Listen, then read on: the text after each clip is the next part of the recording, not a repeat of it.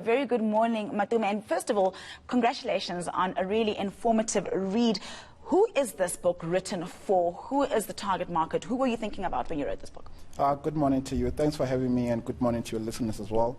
So the book is intended to impact the people that are going through numerous numbers of failures. It might be in business, it might be in personal goals that they've set up themselves. So this book is intended to impact that, particularly the youth that I've written the book for.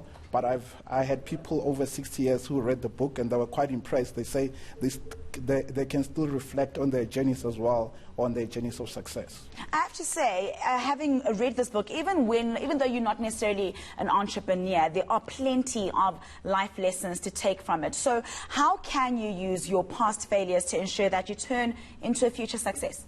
Well, the most important thing that you need to get data, you need to get feedback from your failures. So it's very important as well just to look back and reflect, and just to understand the number of failures and use those failures as information to use in your next steps that you're going to do. So failure is part of the journey, is part of success. So information is very important, because you use that just to check yourself, to say where you are and what have you learned and what can you relearn and unlearn. So that is very important. Talk to me also just about your own personal journey, because obviously that's where the knowledge comes from and that goes into writing this book. How did your own journey inform the words that are in this book?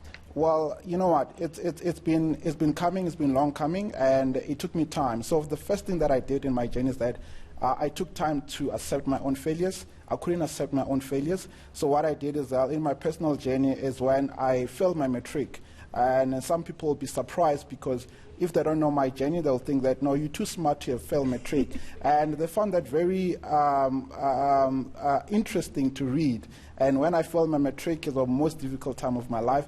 But you know what? I picked up myself and I said, you know what, Matome, you are destined for great things, and go out there and do. But the most important thing is that when you're going through failure, have mentors, have people that you can look up to, and so people that you can talk to. And so that you can realize your own destiny in your own life. So for me, that particular moment in my life when I failed my matric, it was a shock. It was a shock to the family, to the communities as well. As I said in my book, buying a loaf of bread was the most difficult thing to go and do.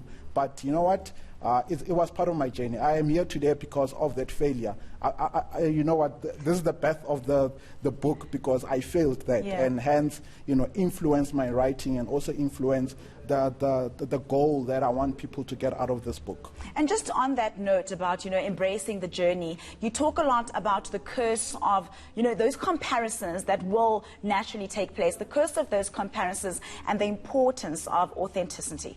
Well, it's an illness in our society that, you look at your peers, you look at other people, what they're doing, but you need to stick in your own lane. And also you need to understand that what is your vision, right? So you need to be very clear with your vision and purpose. My purpose and your purpose is not the same, right? So it's very important that you should not compare yourself with others. You shouldn't compare yourself with other people and what they're going through into their life. But you should take what they have learned, and take those lessons and say, okay, what can I learn from that other person? But don't compare yourself with other people. Walk in your own journey. And another topic that comes up a lot, especially I find it so fitting for this year. It really has been a year of a lot of change, and even change that we didn't expect to happen. How do we use change to our advantage, as uncomfortable as it makes us?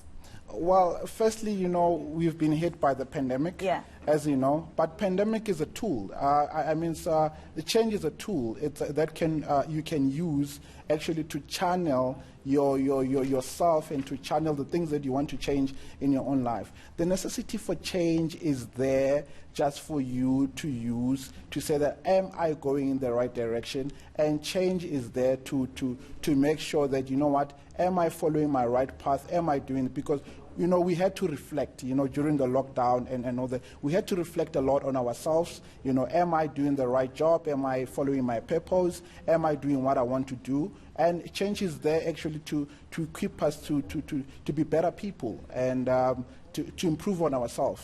All right, thank you very much, Matome. Looking forward to more work from you. I'm holding you to it. That was Matome Motloutsi. The book is entitled Success Designed by Failure.